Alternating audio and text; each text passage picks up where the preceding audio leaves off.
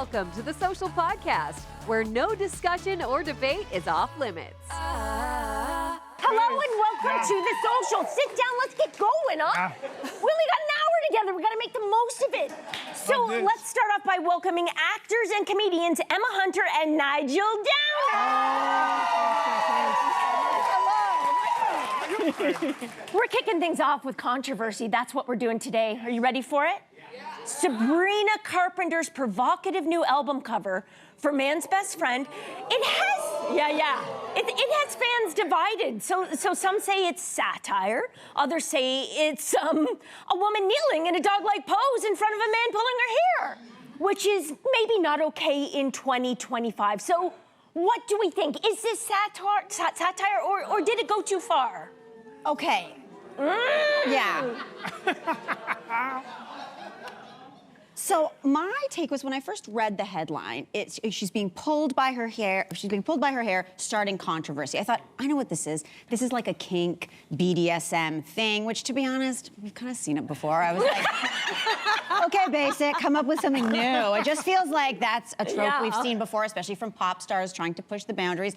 And then I saw the photo, and the image to me is not kink or BDSM. For me, it took me aback, and I think she's sort of sweaty. She doesn't look like she totally is in the zone. It's very deferent, it's very beta. It felt very sort of not in control.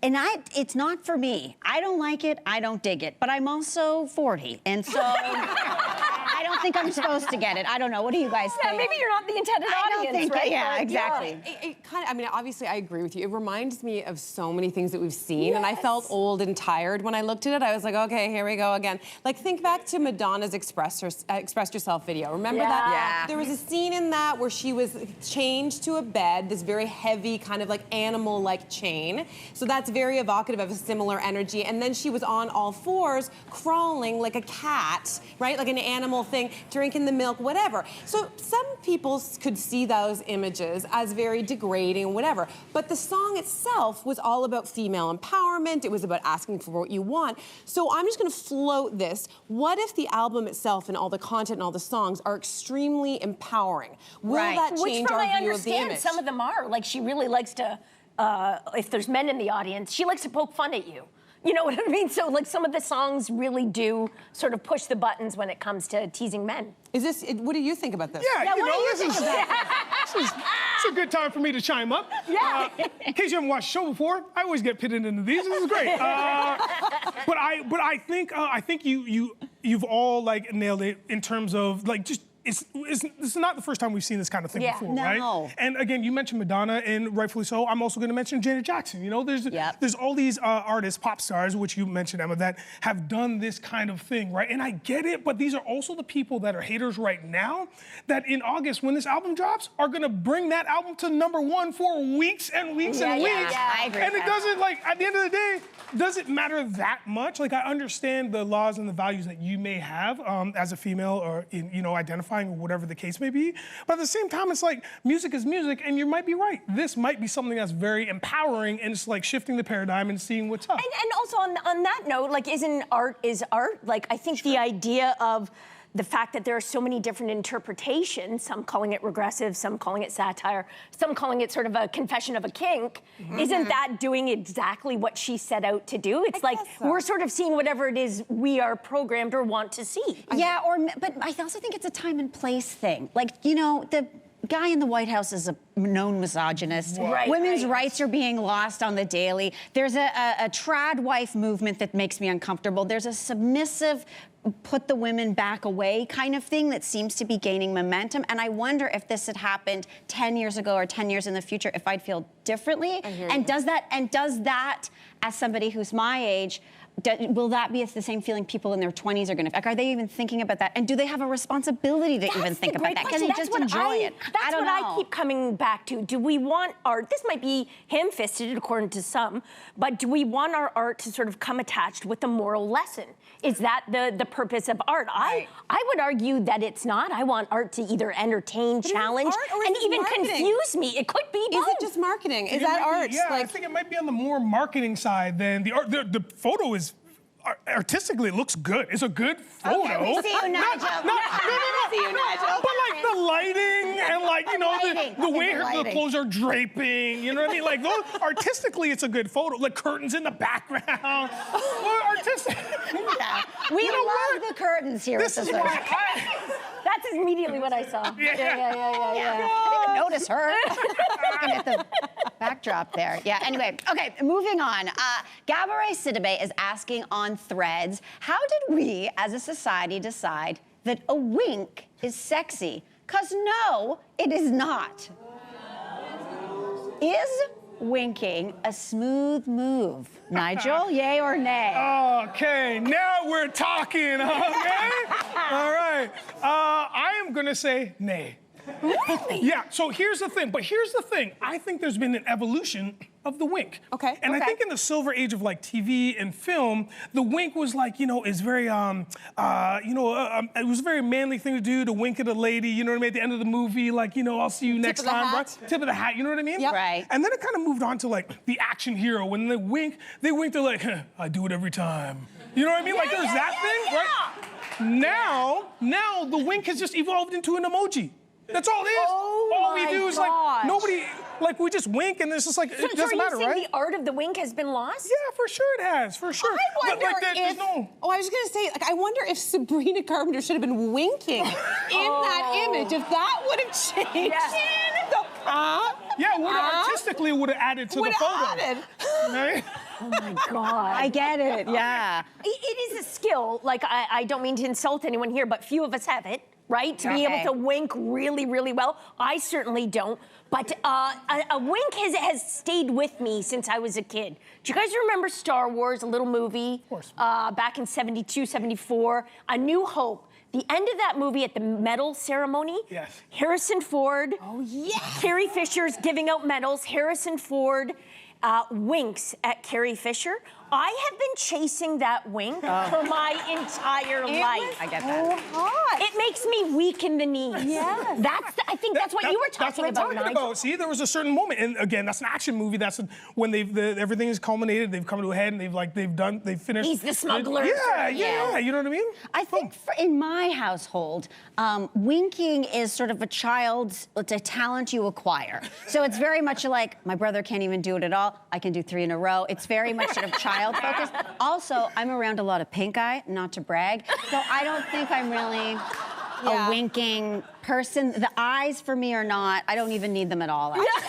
Just forget it. I've done it before. Like, I think actually, when I was thinking about this, I think I actually, and you can maybe clarify, I think I do it. We have a pre-show ritual that we can't talk about, but I think sometimes I end up, and it maybe comes off as a twitch a little bit. Yeah. You do me. Oh, I've seen you do it. And remember when I said not all of us can do it? Okay. It's really you. Your wink, you just did it. You look like you're. I know. Like you just got electrocuted. I know I do it. I know. So it's not sexy. It's not sexy. It's not working for me. I don't even know why I do it. Thank you for this conversation. I'm going to think about it over the break. Trying to help. Thank you. I'm trying to help. So a woman asked on Reddit if she was justified in canceling shopping with her 13-year-old niece after the girl made a very rude comment about her appearance. So her niece apologized, but she says she's just not over it yet. So, Nigel, do you think she was wrong, this aunt, for canceling this trip with her niece? No. And you know what? I'm going to say this because I was going to lead with something else, but I don't have to because this lovely human in the audience. So she supported my choice of saying no.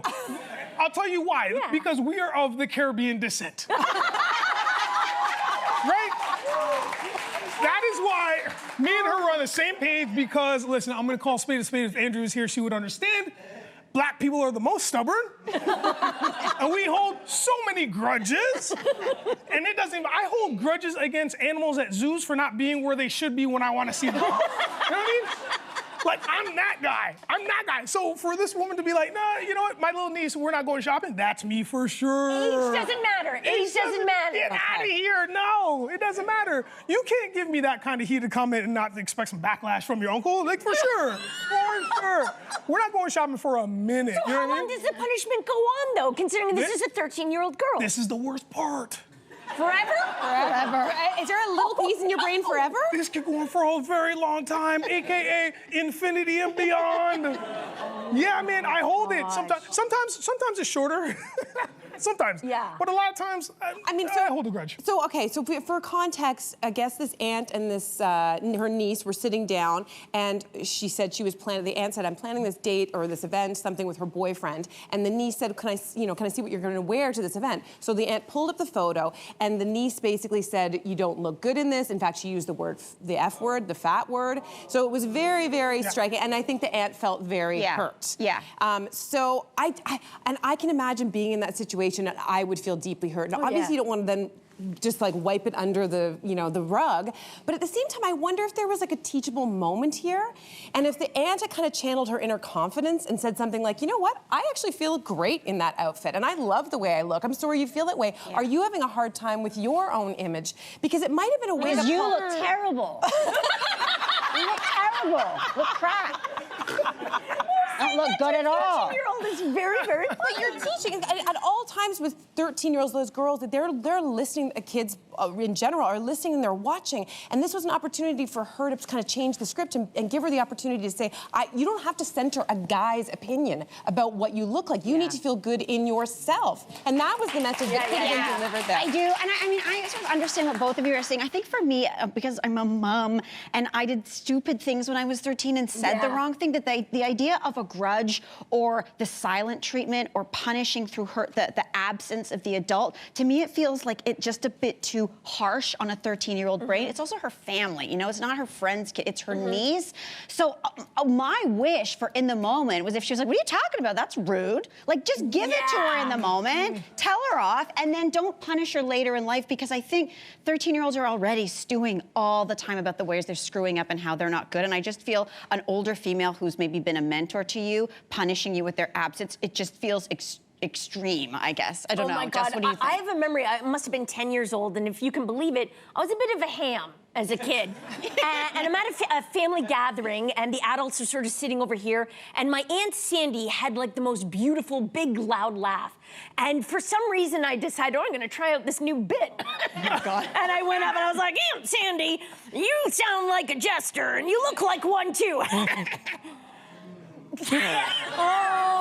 That sound was what happened. Every adult just went, oh no. And I was like, oh.